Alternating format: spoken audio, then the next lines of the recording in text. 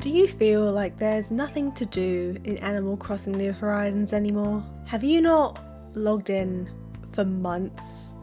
Don't worry, me too. In all seriousness though, Animal Crossing New Horizons is a super fun game. However, the Animal Crossing franchise has always had a problem where you'll be addicted to it for a while, and then you just won't pick up the game again for months on end. This is called Animal Crossing Burnout, and today we'll be discussing the ways to help said burnout and why it even happens in the first place.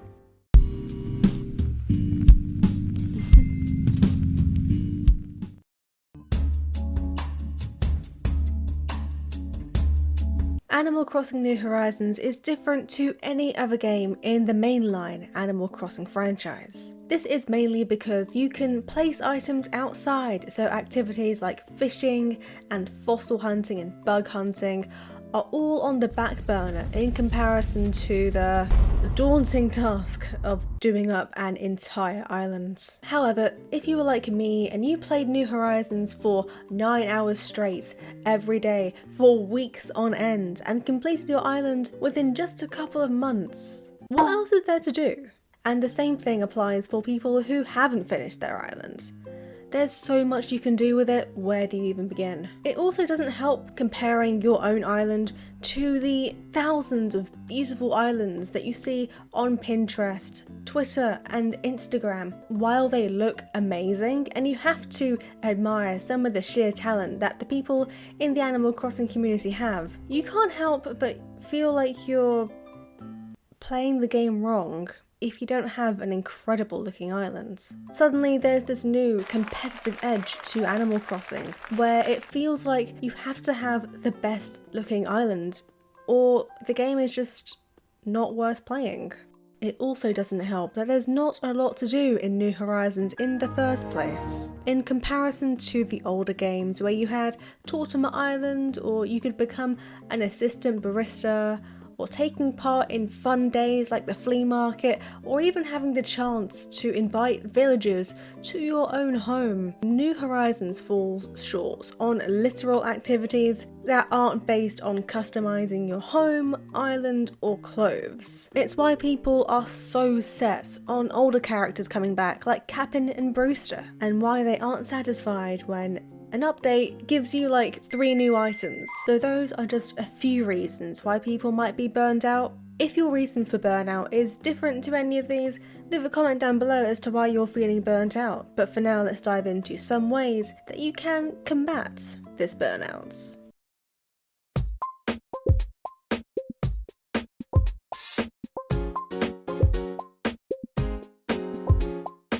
If you're burned out, chances are that if you continue playing, you're not going to enjoy your Animal Crossing experience. It may even make you stop playing the game completely if you don't take a break now. There's nothing wrong with not playing, your villagers won't leave, and your island won't disappear. The most that'll happen is that you'll have a weed infestation when you get back, but that's pretty much it. But if you feel like you're not enjoying playing Animal Crossing New Horizons, stop. Identify that you're burned out, recharge, come back whenever you're ready. There is no rush. You come first. Playing new games will be a refreshing change. It will also make you realise just how special of a game Animal Crossing is, since there really is nothing else like it. No other game can give you the same feel that Animal Crossing can. But since we've overstimulated ourselves with Animal Crossing, it's best for us to give another game a shot while we're recovering from burnouts. If you want to play a similar game that's calm and casual, things like Stardew Valley are right up your alley. Apparently there's also a game called Cozy Grove or something that Animal Crossing fans are flocking to at the moment to help with their burnouts. If you have other consoles other than a Nintendo Switch, games like The Sims might be for you too. If you need something that's completely different from Animal Crossing, that is also valid, be it RPGs or competitive games. I personally lean towards this side, which is why I'm going to start streaming soon. Subscribe to the stream channel. If none of those appeals to you, the Nintendo eShop has a ton of indie games that might be to your liking. My personal favourites are Coffee Talk and Valhalla Cyberpunk Bartender Action. If you have a backlog of games that you need to get to, this would probably be your best chance to get to it before your burnout goes and Animal Crossing sucks you back into its grasps yet again for another few months.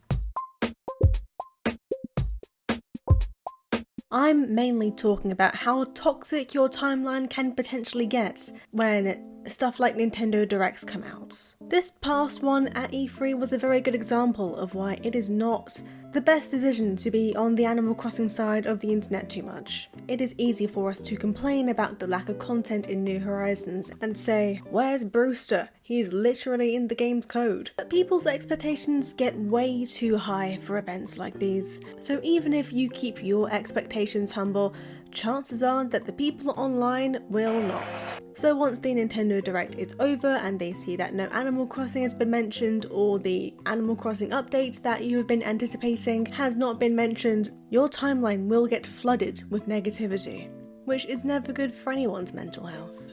The social media thing also applies to randomly seeing incredible looking islands on your timeline without any warning. Of course, it's some eye candy on the timeline, but it can also make you feel like your own island is a failure, when in reality, it's not. I'm not contradicting myself here. In the previous point, I said that seeing amazing looking islands unprovoked can make you feel bad. But here I'm talking about methodically planning out what you're going to do when you come back to New Horizons. Making an island takes a lot of planning, especially if you're conscious about your island not looking its best at the moment. Personally, my biggest source of inspiration for everything and anything is Pinterest. Rather than comparing nice images of other people's islands to your incomplete areas, take inspiration from said images and see how you can incorporate similar designs within your own islands. Plan the layout of your island using the Happy Island Designer tool. If there's a certain aesthetic you want to go for, figure out how you can make that happen, what sort of items you need, etc, etc. So yesterday on my community post I put, "Have you experienced Animal Crossing burnout? If you have, what have you done to help/deal with it?" So let's take a look at what you guys have had to say. Okay, we got a list here, Okay, so restart/flatten my island and redo the whole thing. I don't know how people can restart their whole island, because that whole process is so it's just so long. I could never do it. Trade things on Nookazon/Discord. I do agree. Nookazon is really good for burnout because you're playing Animal Crossing, but at the same time you're not playing Animal Crossing. It's like an external way of playing Animal Crossing. Trying to fill up my whole Critterpedia, villager hunting for new dreamies, visiting amazing 5-star dream islands, finding secret Easter eggs/hidden details and stuff in the game, and just chilling on my island talking to villagers and shopping. Honestly, not a bad list. You know, this list is great. Usually I take a break, I like to go back and play other games for things that I'm not guessing from New Horizons, like Brewster.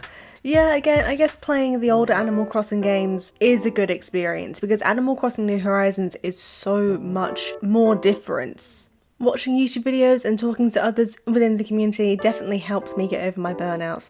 That's also good. Watching YouTube videos, you're watching somebody else play Animal Crossing. You're like that younger sibling who watches an older sibling play a video game, you know? Which is fun. And talking with others within the community, I would say that's nice. Whenever I talk about Animal Crossing with my friends, it's always a nice conversation. Currently taking a break, gonna wait till I really want to play again, then try to take it slow and enjoy myself. Yeah, at the end of the day, Animal Crossing is a game about taking your time. There is no rush for it, so taking it slow is also a good idea. Pocket Camp. Does Pocket Camp actually help? If you think I missed out anything in this video to do with how you can deal with burnout or what causes burnout, feel free to leave a comment down below explaining your experience with it. Why did you get burned out? How did you cure your burnouts? I would love to know, and it might help some people out too. Be sure to like this video, comment and subscribe to help me get into the algorithm, and I'll see you next time for another video. Peace.